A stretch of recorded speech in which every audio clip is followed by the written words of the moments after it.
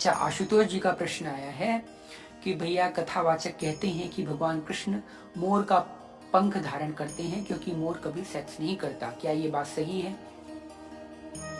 सबसे पहली बात,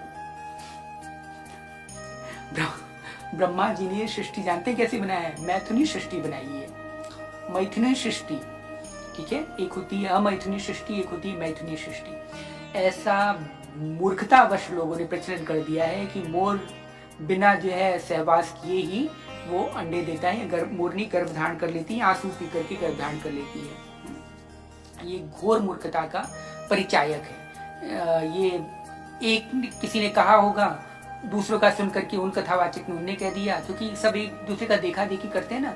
आपसी अनुभवात्मक ज्ञान किसी को नहीं है, शास्त्रों का ज्ञान किसी को नहीं है, बट जो अभी ट्रेंडिंग में चल रहा हो उस चीज को लेकर के लोगों कर देते हैं। अरे भाई, आप लोग एक बात मुझे समझिए, मुझे बताइए कि कौन सा ऐसा विश्व का प्राणी है जो बिना इस कृत्य को किए हुए कोई जो है गर्भ धारण कर सकता है? कोई है ऐसा? अमीबा को छोड़ दीजिए, वायरस को छोड़ दीजिए। वायरस में भी होता है दो, एक माइनस होता है, एक नेगेटिव होता है, जिसे बोलते हैं लॉक एंड की। वो दोनों सिस्टम जब अटैच होते हैं तब जाकर के वायरस रेप्लिकेट होते हैं, ठीक है। तो ये सब चीजें, ये सब मूर्खतावश प्रकरण कहा गया है और कुछ नहीं है। बस बाकी का मोर बिना इसके वो गर्भधारण नहीं कर सकता, मोरनी आंसू नहीं पीती। हाँ, लेकिन एक बात है, मैं इसको बता देता हूँ क्या है।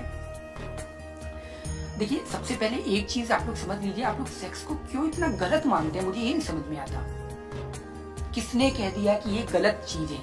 अगर गलत होता तो भगवान इसको बनाते, आप लोग पैदा होते? या जितने कथावाचक कह रहे हैं इट मीन्स अगर ये गलत है तो उनके माता पिता गलत होंगे, वो भी गलत हैं, सारी पूरी सृष्टि गलत है, सबको गोली मार दी जाए। अरे क्यों भाई, इसको आप लोग इतना ऐसी चीजें क्यों लेते हैं कि बहुत गलत है? क्यों गलत है भाई?